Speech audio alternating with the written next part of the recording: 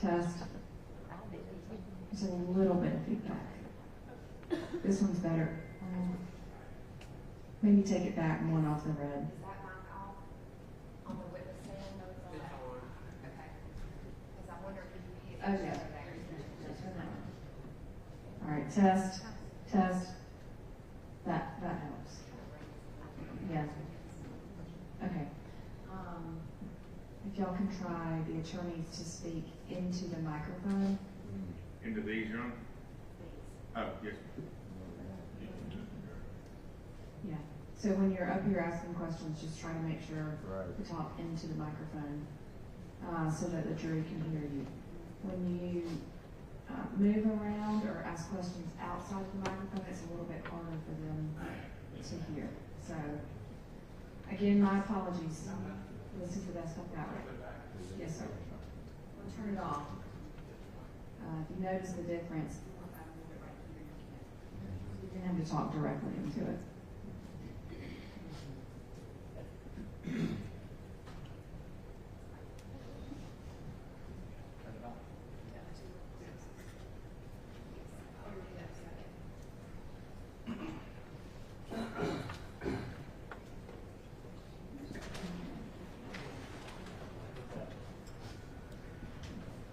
All right, everybody ready to bring the jury back in?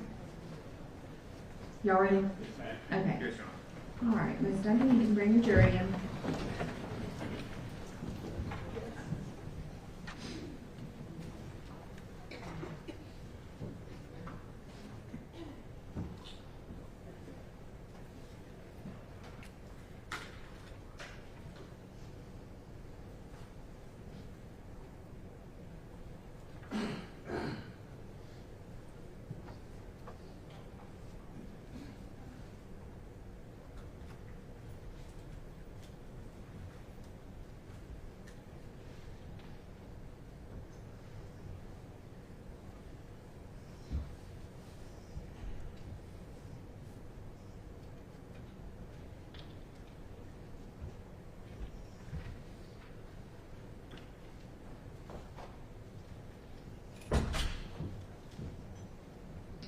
All right, you may be seated, and the state can go ahead and call its next witness.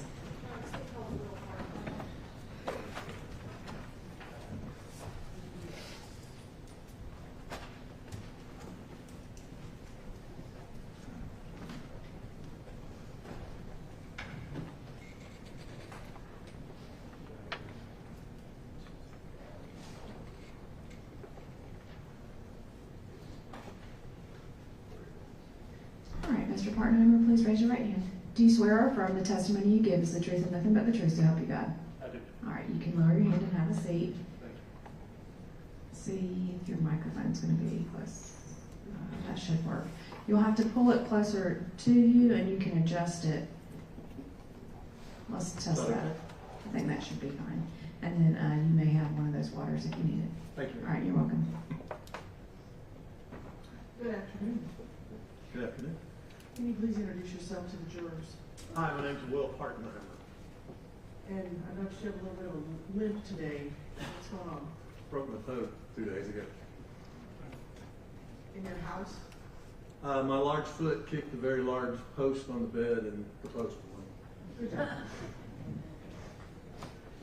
Will, what do you do for a living? I reconstruct traffic crashes, do motor carrier compliance, and do some training. How long, who do you work for? I work currently for YA Engineering Services. It's a group, they purchased the company that I used to work for, and they do accident reconstruction, biomechanical stuff, and then they also are in the construction industry. And what company did you used to work for then? Well, when I started in this case, I worked for Bloomberg Consulting. And that's a small firm down in Florida. I was recruited to go there, and they wanted me to move to Florida, and I did not wish to do that. So I work remote out of Nashville, Tennessee. And how long have you been with, we'll just call it the company overall? Well, when I first started in the private sector, that was been in November of '99. That was for a company called Traffic Safety Consultants in Richmond. I worked for them for 17 and a half years. Got recruited to move to Bloomberg Consulting, and that was in June of 17, and then we were acquired in May of last year by YA. So all total, if you count 25 years in the private sector and then my law enforcement time as well. Okay. So I'm pushing 30 years now. So tell me about that. I placed in DeKalb County. Started out in uniform patrol. Spent 3.5 years in uniform patrol. Then was promoted to detective, and I was doing auto theft, burglary, and general theft for 2 years. And then I moved over to the traffic specialist unit, which was the crash team. And for the last 5+ years, I was at DeKalb. I worked hit and runs and fatalities. And so tell me about your training as far as accident reconstruction goes. Okay, well, I had initial training in the police academy, learning how to investigate traffic accidents. And then when I was in uniform patrol, if any of y'all know where Memorial Drive is in Stone Mountain, I worked uniform patrol all along Memorial Drive and in that area. It's the area I grew up. My mother's house was actually in my territory where I patrolled, which was kind of nice. So I worked crashes, averaging probably 4 or 5 a day. And then I went to the detective division and didn't really like that. So just, I mean, it's a lot of work, and I like Z to A investigation, where at the end you have Z and you have to work back to A to get all the pieces. So I got on the crash team and I was in that unit, and we did a lot of in-house training with that, but I also went to the Georgia Public Safety Training Center, and in the 5 years that I was with the crash team, I took all of the classes that the Georgia Public Safety Training Center offers in accident investigation and accident reconstruction. Interestingly enough, once you started that process, they wanted everybody to stay together because you had to take all the classes in order. So the people that I started with are the people that I ended with. And then our last class, the Friday of our last class, was the day they announced the SCRT team initial officers, and 4 or 5 of the guys that were in the class with me were initial SCRT team officers. So the beginning of SCRT. Yes. Okay. Did you get any training elsewhere as a police officer? As a police officer, I went to a couple of the other academies, but nothing as significant as I got when I moved to the private sector. Okay, so tell me about that. In moving to the private sector, I had taken classes at the University of North Florida. They have the Institute for Police Technology and Management, and they offer many, many accident reconstruction and accident investigation classes. I've taken several there. I've taken several classes at Northwestern University. They have the Center for Center for Public Safety, and they have one of the premier accident reconstruction programs and have for years. Went there. I also been to the National Transportation Safety Board Academy up in Ashford, Virginia. Took several classes there, and I've taken, been to conferences and different things and peer groups through NAPARS, which is the National Association of Accident Reconstruction Professionals. I'm also accredited by ACTAR, which is the Accreditation Commission for Traffic Accident Reconstruction.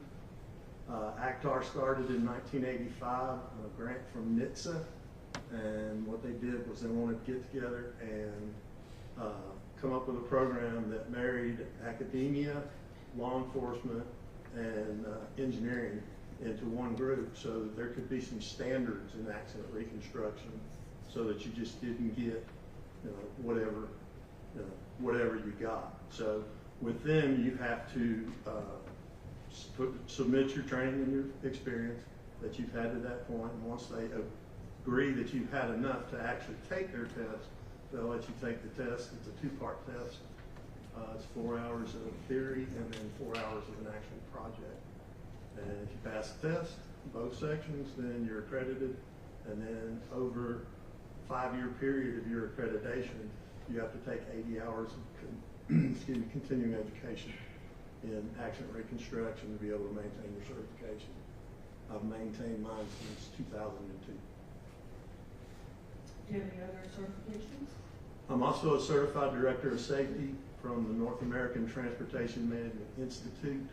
It's an offshoot of the American Trucking Association, and it is generally geared towards motor carriers, motor carrier compliance, and those types of things. Anything else? Well, I'm a certified drone pilot, but That's good. it's fun. I do enjoy that part of it. Makes things a lot easier. That's true. And you said that you teach? I teach. I have taught for an instructor for NATME. Have been, and I've taught there. I'm able to teach any of their classes, but I like the accident reconstruction classes. That's really more of my area and more of what I do. So I will teach their accident reconstruction classes. I don't enjoy teaching the other stuff. Fair enough. Have you ever testified before? Yes, ma'am. No. Have you ever been qualified as an expert in drone? Yes, ma'am. Many times. I couldn't give you a number, but I'm qualified in 11 states, the District of Columbia, and the federal court. Right at this time, the Lieutenant Mr. Partenheimer is an expert in accident reconstruction. No objection, Your Honor. Thank you. You can be qualified. All right, Partner is noted as an expert in hazard. All right, so I sent you a case file, correct? Yes, ma'am. All right, so tell me, what are the materials that you looked at before you generated the report for this case? Well, what you sent me was pretty much the skirt team investigation and all the videos. And basically what I did was I took all that information, reviewed it, digested it, ran the numbers that they had run, went through their methodology on how they arrived at their decisions, analyzed the data that was downloaded from the Dodge Charger, and I used all that information to come up with what I believe were the conclusions in my report. Okay. Now, I just want to ask you briefly, did you review Trooper Stone's report? Yes, ma'am. Okay. And did you find his calculations to be accurate? What he did was accurate. The portion that I had an issue with, and he did what I would have done if I hadn't known, which was make a range. You have a high end and a low end on the coefficient of friction on the roadway, and you need that number to make any of the calculations. And if I hadn't had the data, then I would have done exactly what he did, was I would use the high and low and see where you were to come up with a range. In this particular case, we have 5 seconds of pre-crash data from the airbag control module in the Dodge Charger. I believe it was Trooper Stone that downloaded it while the car was still at the scene, is my recollection. And I know it was soon because it does not keep date and time, it keeps it by ignition cycles. So every time you turn the key on your car and then turn it back off, or the power goes off, that's called an ignition cycle. And Trooper Stone downloaded the data on, I believe it was either 817 or 818. It was one ignition cycle different. So I knew they had done it very, very soon, that nothing had happened with the vehicle. And then I think there's even pictures in there showing that he did it at the scene. Okay. And so tell me, you were talking about the drag factor. The drag factor. Well, in there's a deceleration. So you have his initial speed, his ending speed of deceleration, and time. And if you have those three components, then you can calculate what the coefficient of friction is that the car could generate. And you have to remember that not only do you have the coefficient between the tires and the roadway, but you have to factor in braking too. So I came up with 0.51 Gs, which is what the car was experiencing between its deceleration from 83 to 66, and I believe it was 1.5 seconds. Okay. Well, I need you to maybe break it down just a little bit for me. Okay. So are you referring to the information that came from here? Yes, ma'am. Yes, you said that.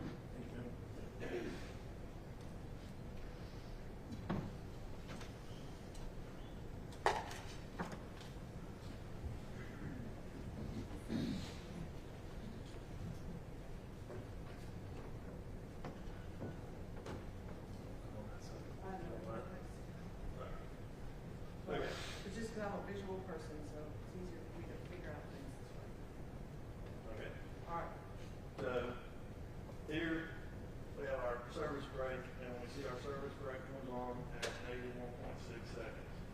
He's running at 83 miles per hour. And then we get down here to 66. And so we have that time component, and we can take, when we're on the break here to here, and calculate the coefficient of friction. So is that just an equation? Okay. And so what is the equation?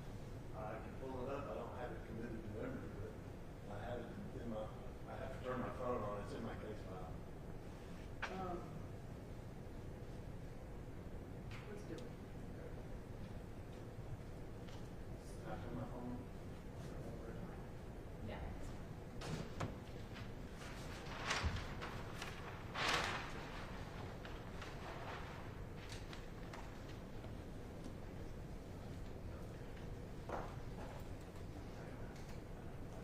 That's all right. Yep.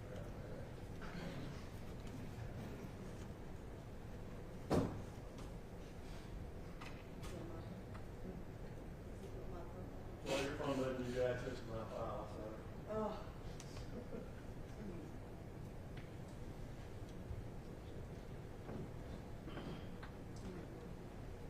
It is. It is.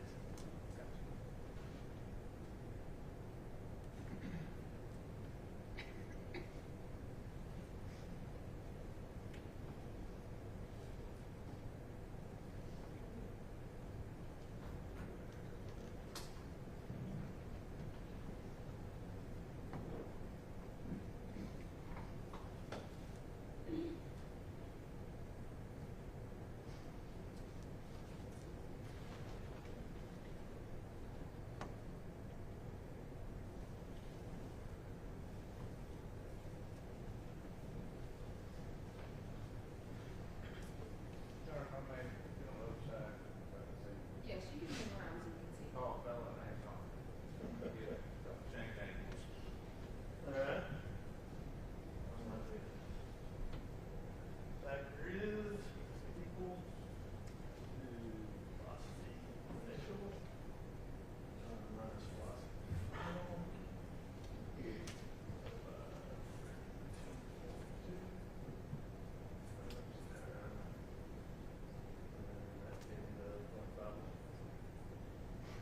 So velocity initial is what? Well, what you can do it with speed as well. Let me get the speed one. The speed. Velocity is 83 times 1.466. And where do those numbers come from? 83 Mm-hmm. comes from right here. Like, where the break comes on. Right here. Okay. Okay. So 83 times 1.466 is 121.678 feet per second. Okay, so you just convert it. I converted speed to velocity, which is feet per second. Gotcha. And then we did the 66 at feet per second, which I can calculate that if you want. Gotcha, but you, from the start, okay, from our starting speed with 83, the break comes on to the end user. Correct. Okay, Which is 66. all right, And then you take 32.2, which is gravity, right. And times time. Got it. And we have the time component right here. Got it. Okay.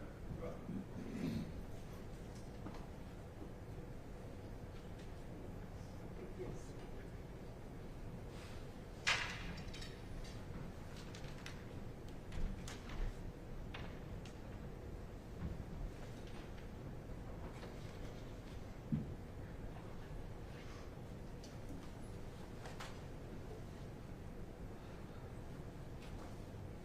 All right, so now you have the coefficient of friction or drag factor, right? Correct. And so what do you do with it? Well, you can plug that into your speed equations to see how long and how many feet it would take a vehicle to stop. So you need that coefficient of friction. I was not here for Trooper Stone's testimony, but if he has the two numbers, then he's gonna have different numbers. I think he used a .45 on the low end, and I don't recall what he used on the high end. But you're going to get different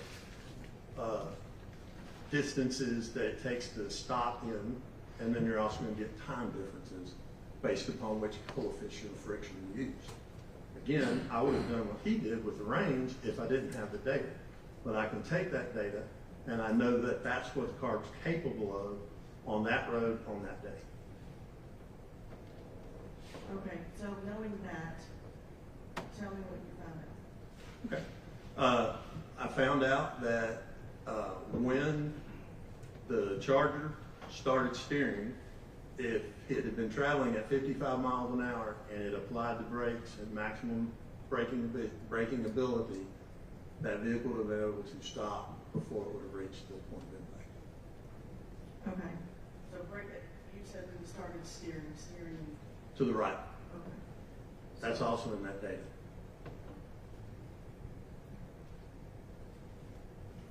Maybe I'll just leave it. Ma'am. Yes, you can. Thank you. So everybody's good.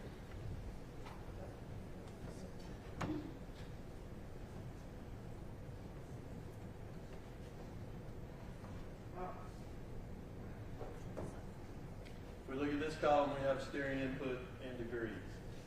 And I can tell you from experience and from reading the data limitations, which is on the first page of the document that is generated when you got this data, it tells me that if you have a positive figure, it means that the degrees are going counterclockwise. Counterclockwise is to the left, clockwise is to the right. So any place that you have a negative number, you have steering to the right. And the data you're referring to, that we get in the document, what is that? It's called the data limitations. Like, what And are it those? explains how to interpret this data. Like if it didn't tell you that it was positive or negative, you wouldn't know whether it was left or right. Okay? You could figure it out in this case because we have video and we know that he went to the right. So, Normally you wouldn't have such a thing, right? right, what? You potentially won't. On the older cars, you don't have that. This is all newer stuff. And with this number, we can see where you begin to steer.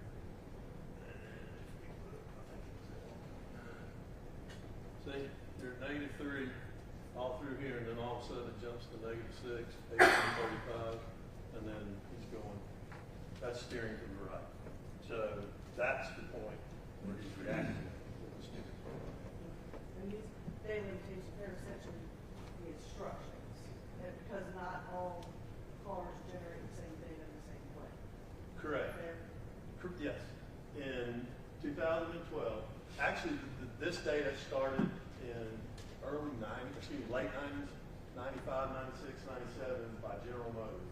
And General Motors put it in, and they put it in how they wanted to put it in.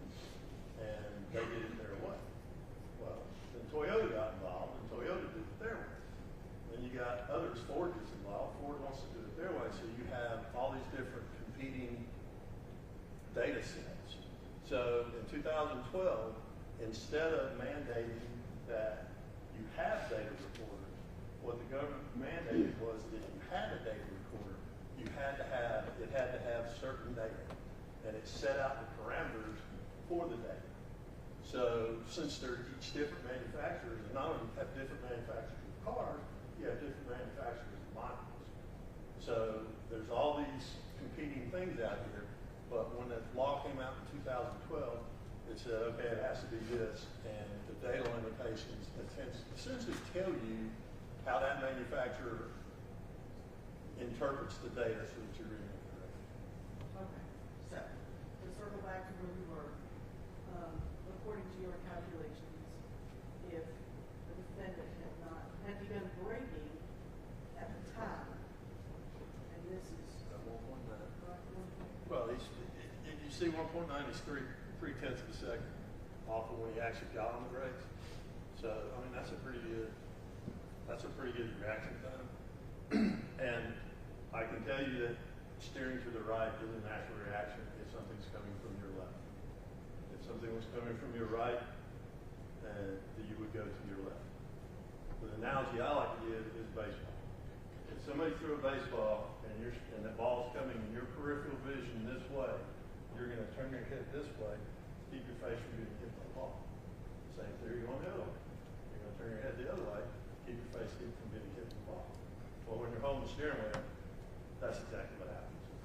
You're essentially turning away from what you believe is the trouble, where in most cases, if you just maintain your lane, the hazard would go by. Right. So,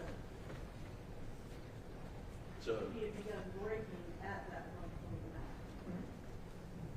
then, at 55 miles an hour, right. he would have stopped before the crash. Okay. And let me ask you about the natural inclination of which to the right. That's even for someone who's been trained, correct? Oh, To drive. absolutely. I mean, he's a trooper. He had to have gone through EVOC. Sure, I'm sorry. Please have a seat.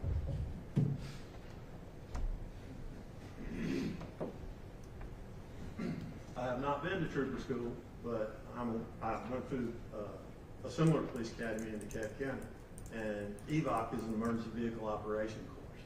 So you're getting more training on running at higher speeds and making reactions and pushing the car essentially to its limit and how to drive it. So yes, even though he had all that training, you're going to have a very hard time beating the human body that's trying to protect itself. And does speed play a part in that? In that theory, no, that's pretty much going to happen at almost any speed.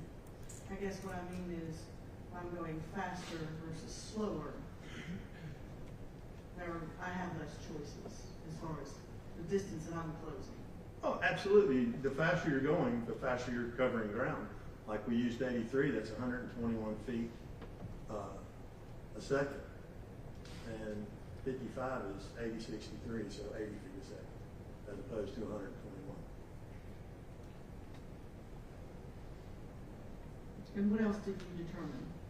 I determined that at the point that he put the brakes on, if he'd been running 55 miles an hour, he also could have stopped. And as he gets closer in, you got to remember the Nissan never stopped. So the time that the Nissan took, and I have all these in my report if you want me to use the exact times. I have a copy in my pocket if you would like me to refer to that. It's all right. Tell us how you got to where you Okay. We used the constant velocity, and actually Trooper Stoneman and did it too. Constant velocity of the vehicle, it never stopped. But you have to remember that as you're braking, you're slowing and it's taking you longer to get there. So it's increasing the amount of time that it's going to take you to get there. And if the Nissan is not decreasing its speed, it's going to get there and it's going to go by. And that would have happened in a couple of cases too. All right. So, Trooper Stone's calculations, as far as what he did, was accurate? Yes, what he did was not wrong. No, not at all. But he did not take the additional step of determining the actual drag factor. Correct. And he also, did he take into account the traveling of the victim's vehicle when you said? Not in my review report. Okay. So, he is calculating what happens from a certain distance to point of impact. Correct. Right, but not accounting for the fact that given a little extra time by speed or braking or not turning to the right, etc., that the victim's vehicle continues to travel out of danger zone, essentially. Correct. Is that fair? Absolutely fair. Okay.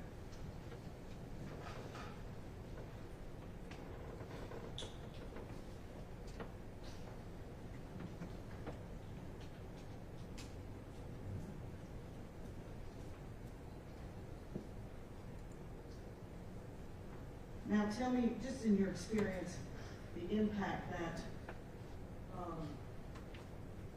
the push bumper has in a collision. Is there, right, the trooper's vehicle is covered by a huge metal brake, Correct. correct? Correct. And it impacts, does it have a greater impact than if I'm driving something that doesn't have that? It would make the front of the vehicle stiffer.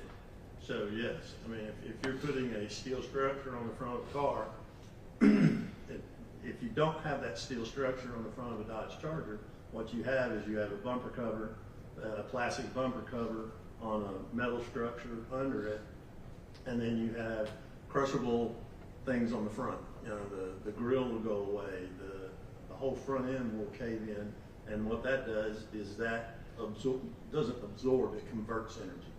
In a collision, you don't lose any energy, it converts it to different things, and damage is one of the things that energy converts into. So having that on there would make it stiff. So, I guess in layman's terms, less damage to the Cruiser, more damage to the Nissan. Exactly. Fair? Exactly. How about the difference in weight? Absolutely. More mass, more velocity, you're gonna have more energy, and you're gonna have it's the same thing, it will be more. All right, so I just want to circle back to make sure that we've covered. So using the calculations that you did with all the data that was available to you, you had the video and all the measurements made by SCIRT and their reports, et cetera, is that correct? Just ma'am, I had the entire file. Okay.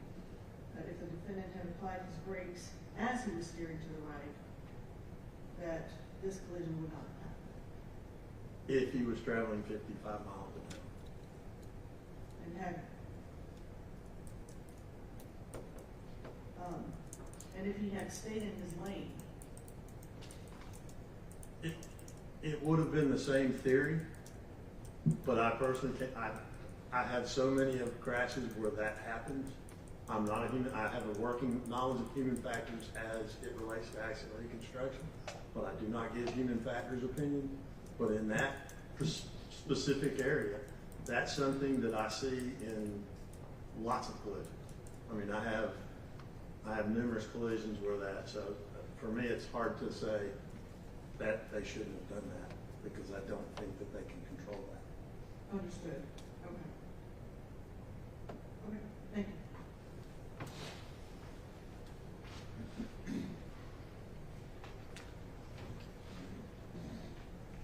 Good afternoon, partner.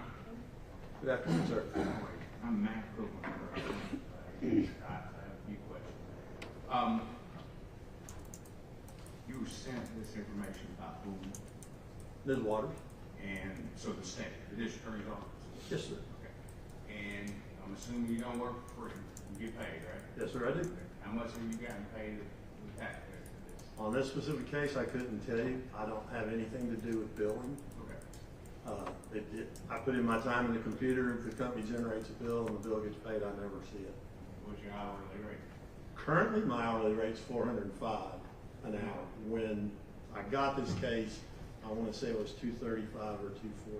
How many hours do you think you spent on it, including testimony and peers today? Well, I came here, left home yesterday at noon, got down here about 4:30 my time. So I got 4.5 hours drive, and then the time I've spent here today. So I'm looking at right now around 8 hours. Prior to that, I couldn't give you an estimate. I mean, it's been 5 years. It's $5,000 an average ballpark, about which Not counting the testimony, 5 to 10, somewhere in there. But on this one, being that it was the county, it's probably closer to 5. And I have no problem with making a living with what you're doing. I just want to make sure the jury understands that you were consulted by the DA's office. When were you consulted by them? Do you recall when it was? I don't recall a specific date, but I do know it was in 2020. Okay. So that would have been, what, 5 years after this accident occurred in 2015, based on your notes? Yes, sir. Okay. All right. I want to talk to you a little bit about your video, or excuse me, your diagram, and this is in your report, so feel free to look at it. You mentioned line of sight. Do you remember using that term? Yes, sir. Okay. And line of sight would, for you, indicate what? What does that mean in your research? That you have the ability to see something a distance away, whatever whatever it is. And is it your testimony that Trooper Scott, once he saw the car, the headlights, that he was aware of its intention to make a left, or just that he saw it? I'm not making any determination on what he saw or what he perceived at that time. What I'm saying is that when he reacted, when he did something, that's when I started my clock. Okay, and how many feet would that have been? Well, 267 was line of sight, and then the, it's right here, give me 1 second.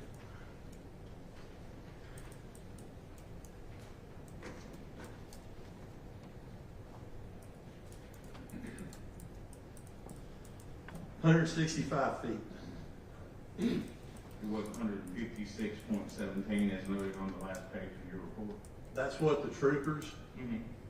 came up with, and when I did the math using the actual data, mine was a little bit longer than theirs, but based upon the data.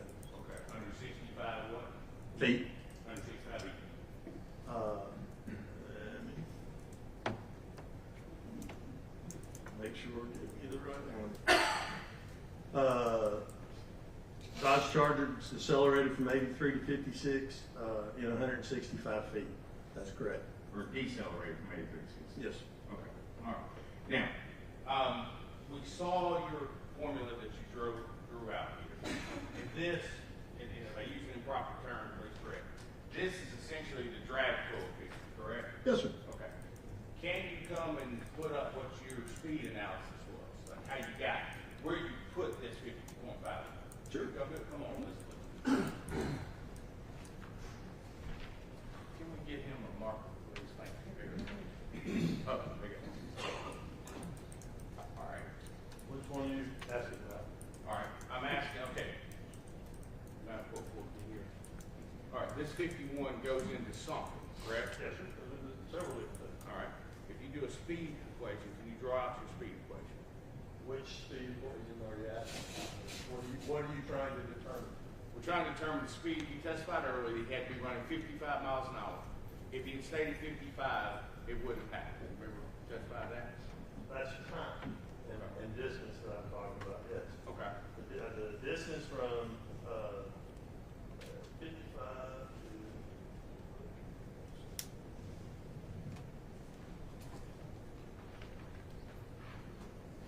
I'm going to ask you the question here and make speed take up the hair. Does this speed equation, that's 30. That is the slide to stop equation. Yes. okay, slide to stop. All right. But in this situation, he didn't slide to stop. Okay. So he still had velocity when the crash occurred. So you really can't use slide to stop because he didn't stop. So you're saying that if the trooper used this, that's incorrect? It depends upon what he was trying to get to. In this case? In this particular case where these are all slide to stop equations and they don't take into account that the vehicle didn't stop. Okay. Now, if you were to use your equation here, what would the number be if we were to use the equation? Okay. What specific number are you trying to use? Miles per hour based on slide to stop. What would your equation? What would your number be? 55 miles an hour? No. Slide to stop? It would be less than 54. If we did it at 0.62, at 0.51, which is your drag coefficient, which is your F, at 165 foot, gets us to 48 miles an hour. Give or take. Make that good. Come on.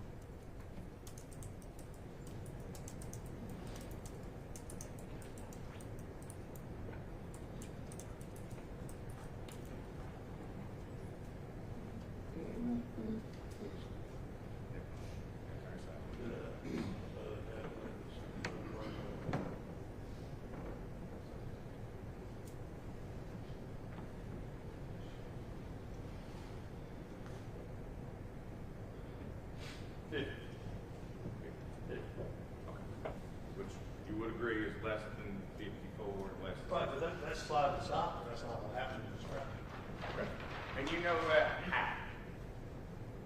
Because he had velocity when he impacted the car. And the troopers who were on the scene that day and downloaded, you're telling them what they used to calculate is not what you would. Correct. Okay. Fair enough. Yes. Okay. Let me move this way. What is your speed speed equation that you use? And I know you were looking for, what is it? Well, you actually have to use 2 because he's going to have a velocity at the end of whatever happens. Okay. You know? Well, So what I was using was the 55. You're actually looking for distance. Okay. Like the distance to decelerate from 83 to 66 is velocity initial, velocity n squared by minus velocity initial squared over 2 times the acceleration rate. And that's how I came up with the distances that I came up with. Okay. Now, I am interested in you look at your report, feel free to refresh your recollection. What I wanted to ask is if your conclusions, which was the last page, okay? Yes, sir. And let's talk about that a little bit. Your conclusion was Trooper Scott was traveling northbound in a 55-mile-an-hour zone. That's approaching Holly Springs Road. Is that a conclusion? Yes, sir. Okay. Dylan Wall was traveling southbound on Highway 1. Well, left-hand turn on Holly Springs Road. That's a conclusion as well. Yes, sir. All right. Then you talk about the Bosch crash data retrieval. You talk about that was taken from the vehicle, correct? Yes, sir. Okay. Now, did you ever examine anything from the Nissan? I did not, no, sir. So the information is based simply on the trooper. You also testified that Dylan Walsh, I'm sorry. All I have been ever given was the SCRT team report. So all of the conclusions and everything that I'm talking about are based upon the data that the SCRT team acquired. Except for the stop slide, you don't agree with that part, but the rest of it you do agree with what they give you, the troopers. Well, I agree that that's in their case file. Okay. The slide to stop deal is the only thing that. But these are your conclusions, so these are from you. And you said in here that there was 22 miles an hour, and you believe that the Nissan was turning. And that was taken from their calculations from the film the same way these numbers were taken, right? Well, I did the same thing they did with the film, and my numbers agreed with theirs. Okay. Now, you also studied down, we'll call it 3 dots on the bottom, in the middle of that statement. So Dylan Wall could have cleared the intersection. You noted that? Yes, sir. Okay. Now, cleared the intersection. Let's talk about that a little bit. If Dylan Wall had stopped, there would have been a collision at all, would there? Stop before entering the intersection? Yes, sir. Correct. Okay. If Dylan Wall had stopped prior to entering what we'll call lane 1, there wouldn't have been a collision with it. Same difference if he'd stopped, yeah. And so the focus of your investigation and your conclusions are based on what happened in Trooper Scott's car and where he was, not necessarily what happened with the Nissan in front of him. Well, the difference in my world is that I have a reaction point. I'm not, I'm not taking into anything that how the drivers reacted, what they did, any of that. That's human factor stuff. That's not what I'm giving you an opinion about. Sure. I don't know what was going on with Dylan at the time. All I can tell you is the video showed that he didn't stop. So I took that data, confirmed that data, came up with the speeds from the video on that, and then I took the other data and came up with what I could come up with after the trooper Fair enough. had already gone through the perception reaction phase. Now, when we're talking about reaction based, one of the things that you mentioned in your report, and you did a diagram on it, is line of sight. You remember being part of your report? Yes, sir. Line of sight works 2 ways, does it not? Yes, sir, it does. So it's not just what Mr. Scott could have seen, or saw or couldn't see. It was also what Mr. Wall could have also seen looking the opposite direction. Is that fair? It is the sight distances for either party. I can't tell you what either party was looking at or when they were looking at it, but I can tell you that that's available. So I have to think, Mr. Barnum. Yes, sir. Will you come down, please? Court's permission. Yes. You have permission to step down there.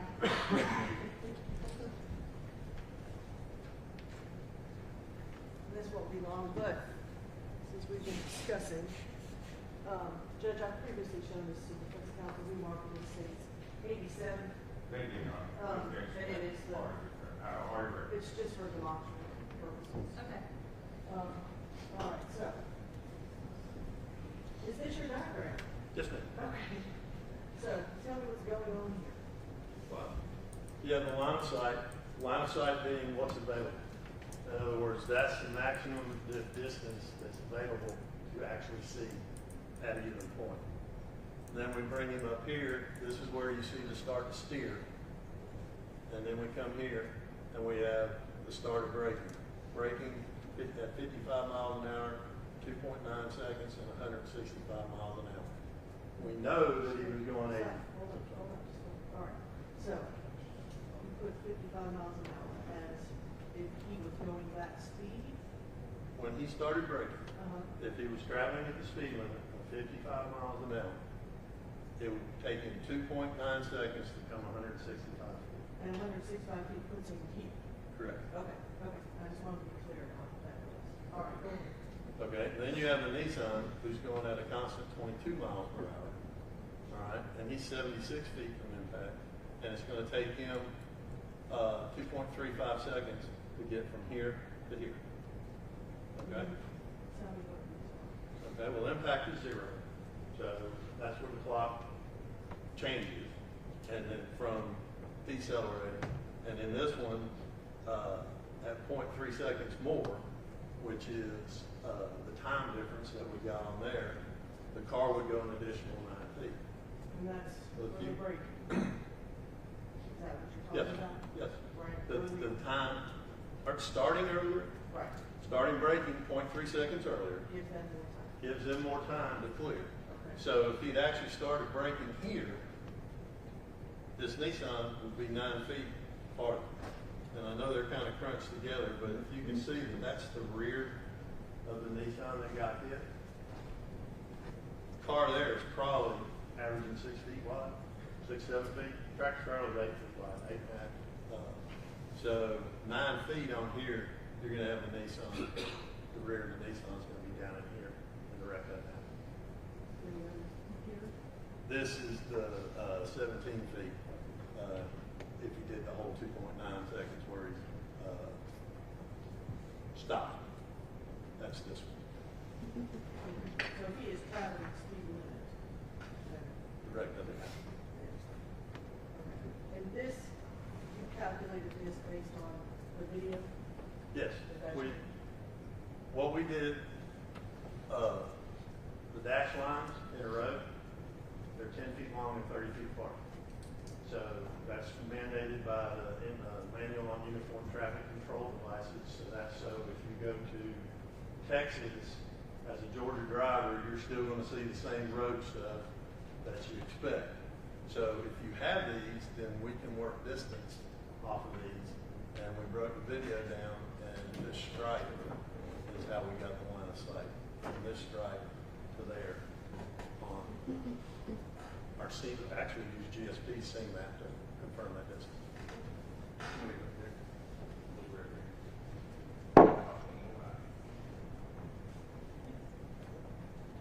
Now, when we talk about line of sight that we're looking at here, again, that vehicle, see this vehicle, there's nothing necessarily any different from looking there versus looking here. There's none. And at this point in time, there's no indication that you see line of sight of a blinker or any indication that they're going to make a left-hand turn. There is not. Okay. And you watched this video, I'm assuming. Oh, many times. All right. There are many cars that the trooper car meets going southbound on 27 that don't turn left in front of it. That's true. Okay. And there's no difference between that and this at any point in time in that video. Well, you're right, but remember, this is also 269 feet back, so it's a farther way in time. All right. And now we spent a lot of time talking about this. Let's go here, shall we? Okay. If this Nissan hadn't been there, it would have been an accident. Correct. Okay. If this Nissan had to make a left-hand turn, it would have been an accident. Right. If this Nissan had hit their brakes and slowed to 14 miles an hour, they would have been hit there with it. 10 miles an hour, 8 miles an hour. It would have changed what happened. Or if they'd been running 32 miles an hour, it would have happened. It would have changed. So it's not just one car that's involved in the collision. There are two cars and decisions made by both cars that result in the collision. Correct. But what I can say is that this car didn't stop. We know that. Correct. So if this car had actually been going the 55 mile an hour speed limit, this car would have been gone. True. And the wreck would have happened. But had this car actually hit the brakes, we wouldn't have this collision with them. If they had gone somewhere else or gone a different way, it would happen. You're exactly correct. 1,000 different. I agree, different scenario. But it's not just one car, it's not a single car accident, it's a two-car accident. So there are decisions made by two different drivers that help to result in this collision. Is that correct? Thank you. That's all I have.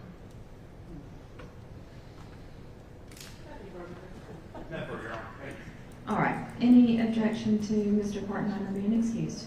No, Your Honor. No, sir. Thank you. All right, thank you, have a good day. Yes, you can take it.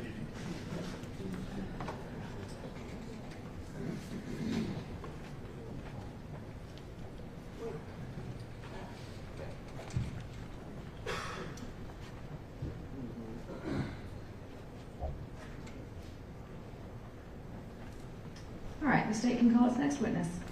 Judge, state no further witnesses at this time. All right, would the, We're going to just square up the evidence and make sure they're continuing.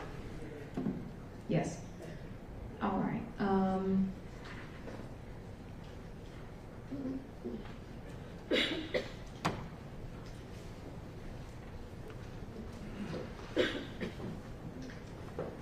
Okay, then we are not finished, but finished for today. It is Friday afternoon, and because that is a natural stopping point in the case, and it is Friday afternoon, and y'all have been here all week, we're a tiny bit ahead of schedule.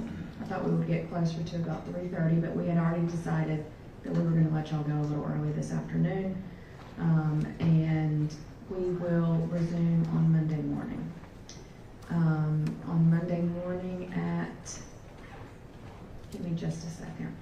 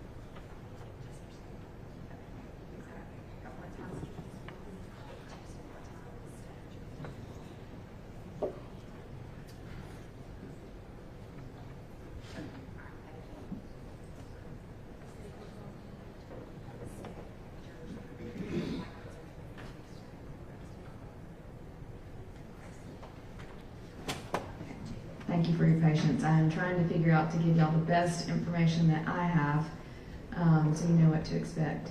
We have another jury pool coming in on Monday for a different court, but I just want to let y'all know that because of parking. And so on that Monday morning of trial week, that parking deck is going to be really, really tight. And they all have to report here at 9 also. So I just wanted to let you know that, if that affects what time you leave home and what time you get here. But your juror badges, do you want to take them up over the weekend? Or can y'all keep up with them so you can still wear them back and forth from your cars? Everybody good to keep them? Everybody's going to lose them? If you do, it's fine. I lose my badge to get in the building every other day.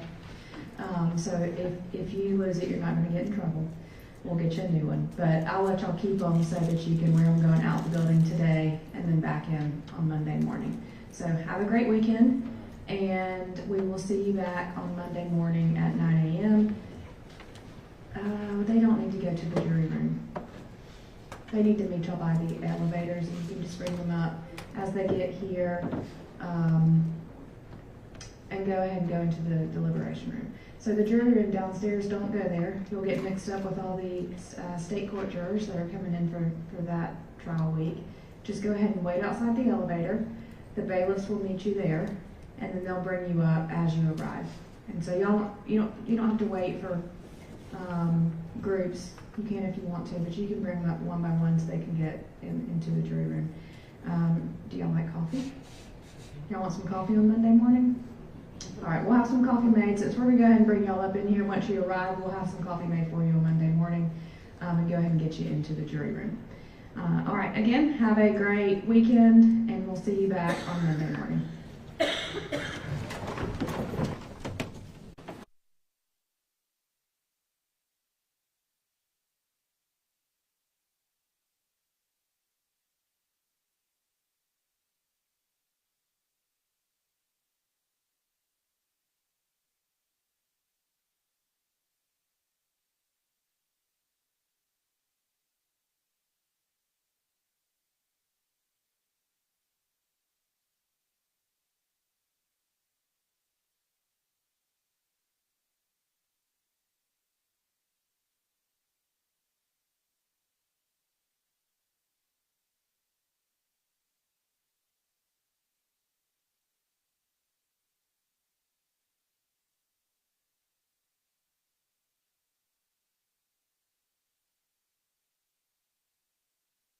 Was tendered, except for